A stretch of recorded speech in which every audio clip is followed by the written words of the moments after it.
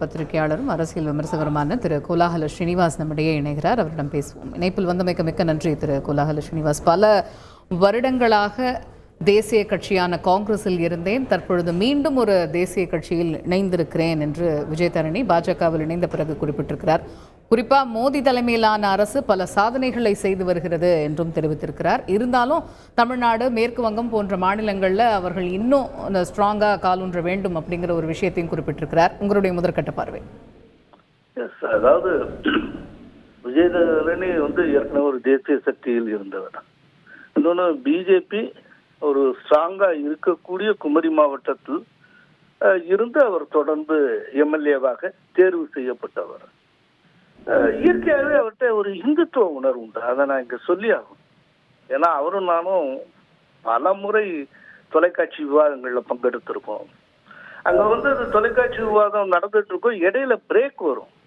அந்த பிரேக் அப்போ விஜயகாந்த் பர்சனலா பேசுறப்போ அவங்க ரொம்ப இயல்பாக தன்னுடைய இந்துத்துவ உணர்வை வெளிப்படுத்துவாங்க. என்ன மேடம், காங்கிரஸ்ல இருந்துட்டு இப்படி சொல்றீங்க அப்படின்னு. அட, பொது வழியில சொன்னா தானே சார் இதெல்லாம் குற்றம், உண்மைதான் சார் அப்படின்னு சொல்லிட்டு அவங்க தன்னுடைய இந்துத்துவ உணர்வை வெளிப்படுத்துவாங்க. இயல்பாகவே அவர் இந்துத்துவ உணர்வு மிக்கவராக இருந்தார். பொதுவா கன்னியாகுமரிக்குள்ள இருக்கக்கூடிய எந்த ஒரு ஹிந்துவுக்கும் இந்துத்துவ உணர்வு உண்டு. அது அந்த மாதிரி இருக்கும். அதனால கன்னியாகுமரி வந்திருக்கக்கூடிய அவர் இப்ப இன்னைக்கு சேர்ந்து இருக்கிறார்.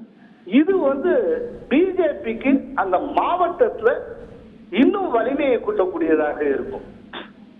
ஏற்கனவே இப்ப ஒரு பிஜேபிக்கு ஒரு வலிமை உண்டு கன்னியாகுமரியில.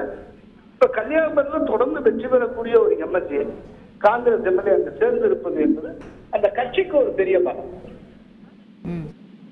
நன்றி திரு கோலாஹல ஸ்ரீனிவாஸ். இணைப்பில் உங்களுடைய பார்வைகளை எங்களோட பகிர்ந்து கொண்டமைக்கு நன்றி.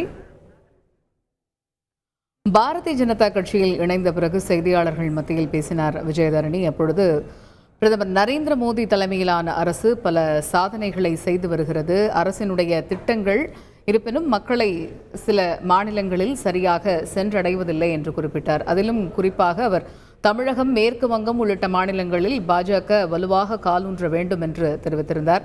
அது மட்டும் இல்லாமல் தமிழகத்தை பொறுத்தவரையில் தமிழக பாஜக தலைவர் அண்ணாமலை சிறப்பாக செயல்பட்டு பாரதிய ஜனதா கட்சியை தமிழகத்தில் பலப்படுத்தி வருகிறார் என்றும் குறிப்பிட்டார்.